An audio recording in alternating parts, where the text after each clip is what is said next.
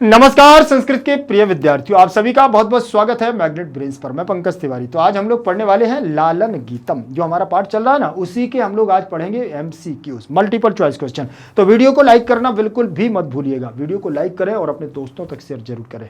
ठीक, एक बात ध्यान रख लेना कि मैग्नेट ब्रेन्स क्लास 6 से लेकर के क्लास 12 तक के हिंदी मीडियम और इंग्लिश मीडियम के नोट्स भी प्रोवाइड कराता है। वो नोट्स जो आपकी परीक्षा में बेहतर से बेहतर और अच्छे से अच्छे नंबर लाने में आपकी मदद करेगा। तो नोट्स की जानकारी लिंक इन डिस्क्रिप्शन बॉक्स में आपको मिल जाएगी, ई नोट्स और ई बुक्स के माध्यम से। और ध्यान रखना कि मैग्नेट ब्रेन्स क्लास 6 से लेकर वो आपको 2 प्लेटफॉर्म भी प्रोवाइड कराता है। वो है आपके इंग्लिश मीडियम और हिंदी मीडियम। हिंदी मीडियम पर क्लास 6 से लेकर के क्लास 12 तक के, और इंग्लिश मीडियम पर केजी से लेकर के 12 क्लास तक के क्वालिटी कंटेंट के साथ संपूर्ण सिलेबस दिया जाता है, बिल्कुल फ्री। ठीक, ध्यान रखेंगे। आज की क्लास रहेगी कक्षा 7वीं संस्कृत, लालन गीतम त्रयोदशा पाठा, मल्टीपल चॉइस क्वेश्चन। पहला प्रश्न हमारा दिया हुआ है जिसमें लिखा है ढक्का को अर्थ। ढक्का शब्द का अर्थ क्या है बताइए जल्दी से। ध्वनि, शोर, नगाड़ा या कुल्हाड़ी। ठीक, तो बताइए जल्दी से। लालन गीत का मतलब यहाँ ढक्का शब्द दिया गया है। ढक्का का मतलब नगाड़ा होता है। इसके आपने देखा होगा नगाड़े जो बनते हुए हैं वो ऐसे बने होते हैं नगाड़े, ठीक है ना। ये आपके नगाड़े होते हैं और इस पर आप क्या होता है, ये लोग ऐसे बजाते हैं इसको। इस पे आपकी ऐसे छड़ी से बजाते हैं। किससे बजाते हैं? छड़ी से बजता है। इस प्रकार से ये नगाड़े टाइप के बन जाते हैं, जो बजाते हैं गांव में बजते हुए हैं, शहरों में भी बजते हैं, बैंड बाजे नगाड़े, वही है। फिर इसके बाद दिया हुआ है ढक्का। ढक्का उच्चैः कुत्र नदति। ढक्का ऊंची ऊंची इमारतों पर कहाँ बजते हैं? तो बताइए जल्दी से। गृह, मंदिरे, विद्यालय या वने। तो मंदिर में बजते हैं, ऊंचे ऊंचे मंदिरों में ढक्का बजते हैं, वहीं सुनाई देते हैं। शाम के समय देखना, सुबह से देखना तो नगाड़े बजते हुए आरतियां होती हैं और बढ़िया से गायन होता है। फिर इसके बाद तीसरे नंबर का प्रश्न है प्रातः दुग्धम का यच्छति। प्रातः काल दूध को कौन देता है? बताइए। चटका, कोकिला, धेनु, नदी। कौन देता है? नदियां देती हैं। कि धेनु देती हैं, गाय देती हैं, नदियां तो पानी देती हैं, कोकिल तो आवाज देती है, चिड़िया तो चहचहाती है। ठीक, लेकिन गाय क्या देती है? सुबह सुबह दूध देती है। ध्यान रखना, नदियां नहीं देती, नदियां नहीं लगाना। प्रश्न क्रमांक हमारा 4 नंबर का दिया हुआ है जिसमें लिखा है नव घासम का खादती। नई घास को कौन खाता है? अजा, कपूता, सिंघा, हरणा। मतलब कौन खाता है बताइए। अजा बकरियां खाती हैं, कि कपोता माने कबूतर खाते हैं, कि शेर खाते हैं, कि हिरण खाते हैं? तो आपको मालूम है कि सबसे ज्यादा हरी हरी घास को हिरण खाते हैं। हरणा मृग, हिरण खाते हैं। फिर इसके बाद प्रश्न क्रमांक 4 के बाद हम लोग चलेंगे 5 नंबर पर। पुष्पेषु चित्र पतंगा उड्डयन्ते।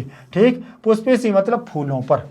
फूलों पर चित्र पतंगा मतलब छोटी छोटी कीट पतंग। जैसे आपने देखा है ना, कभी कभी बटरफ्लाई भी फूलों पर जाती है, भौरे भी जाते हैं, छोटे छोटे कीट पतंग फूलों पर क्या है? उड्डयन्ते माने उड़ते हैं। तो यहाँ पर आपको कुछ नहीं करना है और ये कर देना है केसु। पुष्पेषु की जगह आपको केसु लगा देना है। केसु चित्र पतंगा उड्डयन्ते। ठीक, तो कहाँ पर ये क्या है? आपके चित्र पतंगा उड़ते हैं, पुष्पेषु। प्रश्न क्रमांक 6 नंबर का होगा जिसमें लिखा हुआ है क्षिप्रम का धावती। तीव्र गति से कौन दौड़ता है बताइए जल्दी से। क्षिप्रम क्षिप्रम धावती घोटक राजा। घोड़ा। ठीक, कबूतर तो दौड़ता नहीं है, गाय तो दौड़ती नहीं है, हिरण तो दौड़ती नहीं है, लेकिन सबसे ज्यादा दौड़ता है तो कौन? क्षिप्रम क्षिप्रम घोटक राजा। ठीक, घोटक माने घोड़ा। ठीक, घोड़ा है जो सबसे तेज दौड़ता है। फिर इसके बाद 7 नंबर का ड्यन्ते शब्द का अर्थ क्या है? ड्यन्ते का मतलब होता है उड़ते हुए। उड़ते हैं, बैठते हैं, पढ़ते हैं, गिरते हैं। बतलाइए जल्दी से। ड्यन्ते शब्द जो है वो आपका दिया हुआ है उड्डयन्ते की, उड्डयन्ते से बना हुआ है, जिसका मतलब है उड़ना। प्रश्न क्रमांक हमारा 8 नंबर का है जिसमें लिखा हुआ है सलिले समानार्थकम पदम। सलिले शब्द का समानार्थी पद चाहिए। समानार्थी का मतलब होता है उसी के समान दूसरा अर्थ देने वाला। ठीक है ना, उसी के समान अर्थ देने वाला शब्द। वने, विपिने, जले, मंदिरे। तो यहां पर सलिल का मतलब होता है आपका पानी। पानी का मतलब जल। ठीक, तो आपका ये आंसर यहां पर पूर्ण रूप से सही हो जाएगा। प्रश्न क्रमांक 8 के बाद हम लोग चलेंगे 9 नंबर पर जिसमें दिया हुआ है नूतनम। नूतन का विलोम पद क्या है? नूतन का मतलब नया होता है। तो पुराना किसकी वजह से होगा भैया बतलाइए। नवीनम, पुरातनम, पर्याप्तम या वस्त्रम। तो पुरातन का मतलब पुराना, तो नूतनम का मतलब नया। समझ में आ गया ना। 9 के बाद हम लोग चलेंगे 10 नंबर पर जिसमें लिखा हुआ है प्रारक्षति। प्रारक्षति संधि विच्छेद। प्रातः प्लस यच्छति। प्रातः प्लस यच्छति। ये आपका पद हो जाएगा और आपको यहाँ विसर्ग संधि लगा देना। विसर्ग के स्थान पर आपका क्या हो जाएगा, यहाँ रा हो जाएगा और रा आपका ऊपर यहाँ से चला जाएगा ऊपर, ठीक। विसर्ग के स्थान पर रा हो जाएगा, ये रा आपका यहाँ जाएगा तो आपका ये यहाँ पद मिल जाएगा, ऐसे मिल जाएगा प्रारछति, ठीक। तो आपका पद बन जाएगा। इसके बाद हम लोग 10 नंबर के बाद 11 नंबर के प्रश्न पर चलेंगे, जिसमें लिखा है का विहसति। कौन हंसता है? धरणी, बालक, युवा, शिशु, ठीक। कौन हंसता है भैया? धरणी विहसति, ठीक। कौन हंसता है? पृथ्वी हंसती है। प्रश्न क्रमांक 11 नंबर के बाद हम लोग 12 नंबर पर चलेंगे। किम विकासति। किम विकासति, कौन विकसित होता है? पत्र, फल और कलम, कमल और इसके बाद वनम। कौन विकसित होता है? कमलम विकसति, कमलम, कमल विकसित। आपकी बुक में भी ये पूरी कविता दी हुई है लालन गीत की, ध्यान से पढ़ना तो अच्छे से बन जाएगी। प्रश्न क्रमांक आपका दिया हुआ है 13 नंबर का। व्याघ्र कुत्र गर्जति। व्याघ्र मतलब बाघ, जंगल में देखा होगा आप लोगों ने बाघ, टाइगर, ठीक। तो ये है आपका व्याघ्र कुत्र गर्जति। बाघ कहाँ गरजता है? तो ये है भैया कहाँ गरजता है? विपिने, जंगले। जंगल, विपिन का मतलब जंगल होता है। गांव में थोड़ी शेर आता है, भवन में, घर में थोड़ी आता है। पंजरे मतलब पिंजरे में थोड़ी दहाड़ता है, दहाड़ता है तो जंगल में गरजती। प्रश्न क्रमांक 14 नंबर का प्रश्न है, ध्यान से देखिएगा। लिखा हुआ है हरिणी किम खादति। हिरण क्या खाती हैं? बताइए हिरण क्या खा रही थी? इसके पहले वाले प्रश्न को बताओ जल्दी से। हिरण खा रही है नव घासम, नई नई घास को खाती हैं हिरण। प्रश्न क्रमांक 15 नंबर। मंदम का गच्छति। धीरे धीरे कौन जाता है? शशकः, उष्ट्रः, अश्वः, मूषकः। तो आपको उष्ट्रः है ना, ऊंट। ऊंट बहुत धीरे धीरे चलता है, मस्ती चाल से ऐसे ऐसे कुबड़ को हिलाते हुए, अपने सिर को हिलाते हुए और ऐसे मुंह चलाते हुए चलता है।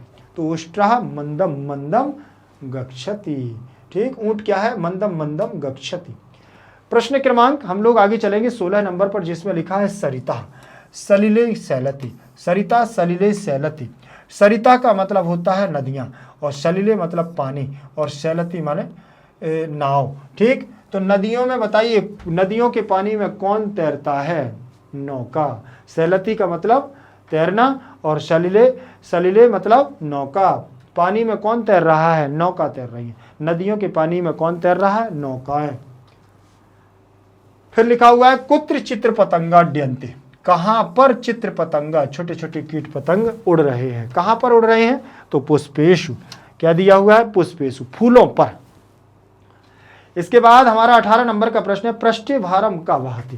पीठ पर भार लेकर के कौन चलता है? पीठ पर भार लेकर के, वजन लेकर के कौन चलता है? आपने देखा होगा ऊंटों के ऊपर इतना बड़ा एक टोकरी सी रखी रहती है और डलिया सी, और ऐसे ऐसे ऐसे ऐसे झूमते हुए चलती है। तो कौन लेके चलता है? उष्ट्रः, भारवाहा उष्ट्रः, ठीक। फिर इसके बाद हम लोग चलेंगे आगे।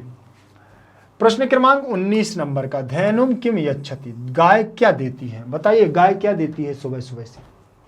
जल्दी से बताएं। गाय देती है दुग्धम। क्या देती है? दुग्धम, दूध को देती है सुबह सुबह से। प्रश्न क्रमांक 20 नंबर। क्षिप्रम का धावती। तीव्र, तेज, तेज कौन दौड़ता है? घोटक राजा। घोटक राजा तीव्रम धावती। 21 नंबर का प्रश्न देखिएगा। लिखा है धरणी पदस्य। धरणी पदस्य समानार्थकम पदम किम। धरणी पद का समानार्थी पद क्या है? धरणी पद का सबसे समानार्थी पद क्या है? तो बताना। धरणी मतलब पृथ्वी होती है, तो आपको इसका आंसर पृथ्वी लगा देना। प्रश्न क्रमांक 22 नंबर। पुराणम। पुराणम शब्द का, इस पद का विपरीतार्थक विलोम पद क्या है? जल्दी से बताइए। अभी हम लोगों ने समानार्थी देखा, अब आपको विलोम पद देखना है, ठीक। तो विलोम पद क्या हो जाएगा पुराणम का? पुराणम मतलब पुराना, तो यहां पर आपका नूतन हो जाएगा, नया, ठीक है। यहां आपका नूतन हो जाएगा। प्रश्न क्रमांक 23 नंबर का दिया हुआ है मंदम। मंदम माने धीरे। इस पद का विलोम पद क्या है? विपरीतार्थक पदम। विपरीतार्थक का मतलब जस्ट उसका अपोजिट, उल्टा, ठीक है। ध्यान रखना। मंदम माने धीरे धीरे, तो शीघ्रम मतलब तेज तेज, जल्दी जल्दी। प्रश्न क्रमांक 23 के बाद हम लोग 24 नंबर पर चलेंगे। विपिने। विपिने पदस्य समानार्थकम पदम किम अस्ति। जंगल जो दिया हुआ है विपिन, इस शब्द का सब समानार्थी पद कौन सा है? समानार्थी का मतलब एक जैसा, जो जिसका मतलब यही निकलता हो, वो कौन सा है? जंगल मतलब वन, बने। बने का मतलब भी जंगल होता है और विपिन का मतलब भी जंगल होता है। प्रश्न क्रमांक 24 नंबर के बाद हम लोग 25 नंबर पर चलेंगे। उष्ट्रा कथम गच्छति। ऊंट कैसे चलते हैं? बताइए, उष्ट्राह कथम गच्छति, कैसे चलते हैं? मंदम मंदम उष्ट्राह, धीरे धीरे ऊंट चलते हैं, बढ़िया मस्ती की चाल में चलते हैं कि नहीं। चलिए, ये 25 प्रश्न थे हम लोगों के एमसीक्यूज के रूप में। आप लोग भी इनको अच्छे से करिएगा। वीडियो को लाइक करना बिल्कुल भी मत भूलिएगा। अपने सभी दोस्तों तक भी आपको शेयर कर देना है। एक बात ध्यान रखना, भारत का एकमात्र ऐसा प्लेटफॉर्म मैग्नेट ब्रेन्स है जो आपको 100% फ्री एजुकेशन देता है। 100% फ्री एजुकेशन के साथ साथ मैग्नेट ब्रेन्स आपको प्रोवाइड कराता है 2 प्लेटफॉर्म, एक तो मैग्नेट ब्रेन्स इंग्लिश मीडियम और magnet brains Hindi medium. Hindi medium की बात करूं तो क्लास 6 से लेकर के क्लास 12 तक Delhi board, Bihar board, UP board, MP board, Rajasthan board, इन सभी बोर्डों का पाठ्यक्रम बिल्कुल और बिल्कुल फ्री दिया जाता है, वो भी क्वालिटी कंटेंट के साथ। बात करूं मैं इंग्लिश मीडियम की तो यहाँ केजी से लेकर के 12 क्लास तक सीबीएसई बोर्ड के द्वारा निमित्त एनसीईआरटी को फॉलो करते हुए कंप्लीट सिलेबस दिया जाता है क्वालिटी कंटेंट के साथ। और एक बात ध्यान रखना, मैग्नेट ब्रेन्स क्लास 6 से लेकर के क्लास 12 तक के हिंदी मीडियम और इंग्लिश मीडियम के नोट्स भी प्रोवाइड कराता है। वो नोट्स जो आपकी परीक्षा में बेहतर से बेहतर और अच्छे से अच्छे नंबर लाने में आपकी मदद करेगा। इसके लिए आपको लिंक के डिस्क्रिप्शन बॉक्स में जाना है और ई नोट्स ई बुक्स की संपूर्ण जानकारी आपको यहाँ से प्राप्त हो जाएगी। फिर मिलेंगे अगली क्लास के साथ, तब तक के लिए बने रहिएगा मैग्नेट ब्रेन्स के साथ। जयतु संस्कृतम, जयतु भारत।